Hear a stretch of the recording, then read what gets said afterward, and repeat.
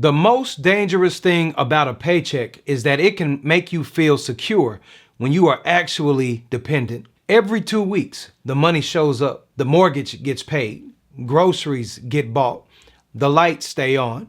Maybe you put a little something away, and because the check keeps coming, you start thinking, I'm good. But here is the question. What happens if the check stops? Not because you did something wrong. Maybe the company restructures. Maybe leadership changes. Maybe your position disappears. Maybe life simply shifts. If one decision made by somebody else can completely change your financial life, you may have stability, but you do not have many options.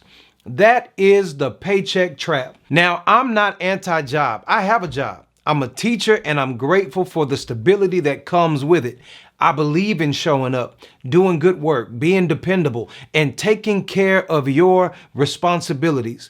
This is not one of those videos where I tell you to walk into work tomorrow, throw your badge on the desk, and announce that you've decided to become an entrepreneur. Please don't do that. And then please don't tell them that Gerald sent you. The problem is not having a job. The problem is making your job your entire financial strategy. For a lot of people, one paycheck is responsible for everything: your mortgage, your rent, your food, your transportation, your insurance, your children, debt, retirement, emergencies, vacations, everything, and every dream you have for the future. That is a lot to ask from one source of income. And this is where hardworking people get frustrated. You go to work, you get a raise, watch it, then groceries go up, insurance goes up, taxes go up, something breaks, somebody needs something that you weren't planning for. And by the time the year ends, you worked harder, made more money, and somehow still feel like you are standing in the exact same place. So what do we usually do? We start cutting stuff. Cancel this. Stop buying that. Find the cheaper version. And budgeting absolutely helps. You should know where your money is going. But there comes a point when you have cut enough. You can't cancel Netflix 17 times. At some point, the problem is not simply what is going out.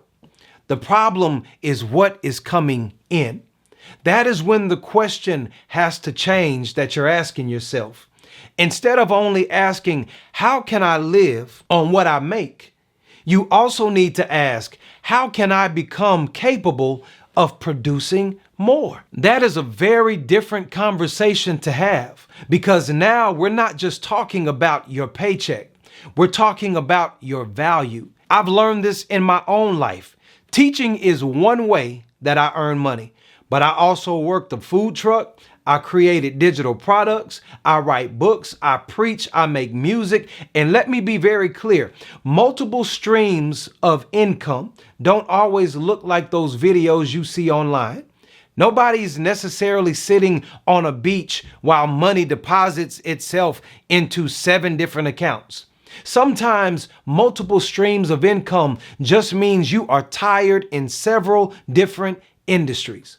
I've stood inside of a food trailer in Texas heat, wondering exactly which part of entrepreneurship was supposed to feel like freedom. But here is why you should still build outside income. Every time you develop a skill that can earn outside of your regular job, you create another possibility, not another guaranteed paycheck, a possibility. And possibilities change the game, because the goal is not necessarily to quit your job. The goal is to become less financially helpless without it. That is the shift that each and every one of us need to be looking for. A lot of people are frustrated. They're frustrated with their jobs, but they have never developed anything outside of their job. They have experience, but they've never packaged it. They have skills, but they have never tested them in the marketplace. They have ideas, but they have never finished anything. They've been saying, one day I'm getting out there for 8 years, But frustration is not an exit plan. You need something on the other side. So start asking a better question. What do I know how to do that has value beyond my job title? Maybe you're good at organizing information. Maybe you know how to teach something complicated in a way that people understand. Maybe you can design stuff. Maybe you can repair something. Maybe people constantly come to you for help with the same kind of problem. Don't dismiss a skill just because it feels easy to you.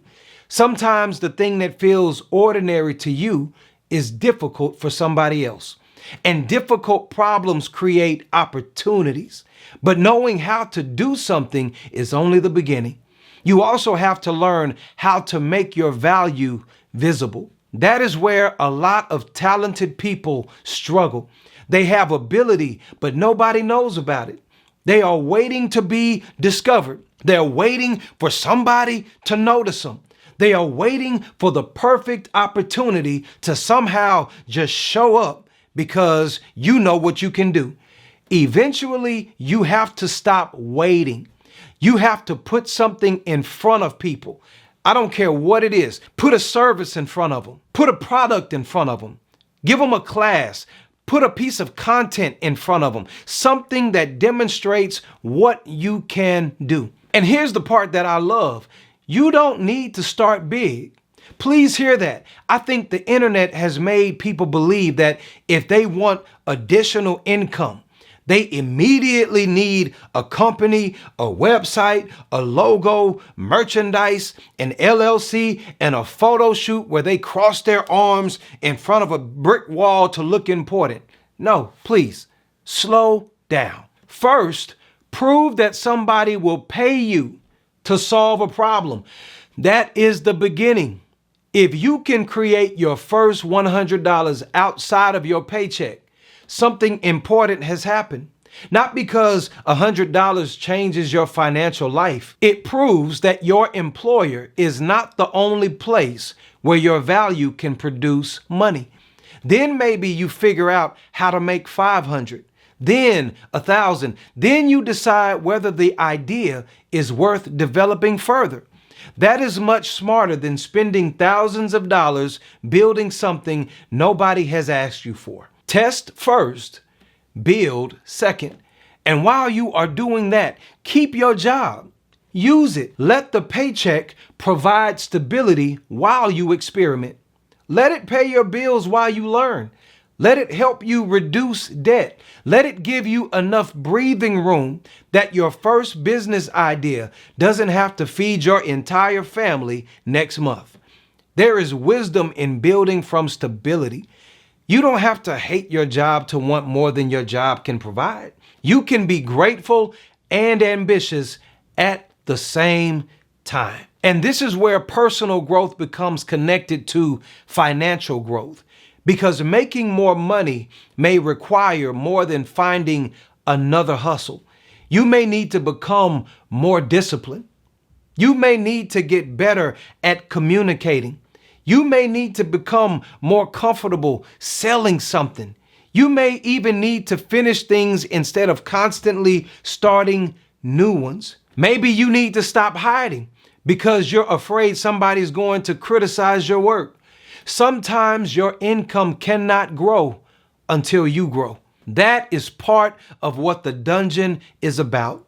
Not fake motivation, not get rich quick promises, not telling everybody they should become entrepreneurs. Some people should absolutely keep their jobs. Some people love their careers, and that's good for you. But even if you stay employed for the next 25 years, I still want you thinking about your financial resilience. Think about your savings, your skills, your assets, your relationships, your opportunities, things that give you choices. Because choices change the way you experience work. There is a difference between staying somewhere because you want to be there and staying because you have no other option but to be there. So here is your challenge today. Do not start 5 businesses this week. Don't go out and buy new equipment. Don't change your Instagram bio to CEO. Just answer 3 quick questions. What problem do I know how to solve? Who has that problem? And what is the smallest way I can test whether someone will pay me to solve it for them? 1 problem, 1 person, 1 test. That is enough to start. Your paycheck is not the enemy, but it should not become the ceiling over your life. Respect your job. Use the stability. Develop your value. Create your own options and build your way forward. Welcome to the dungeon.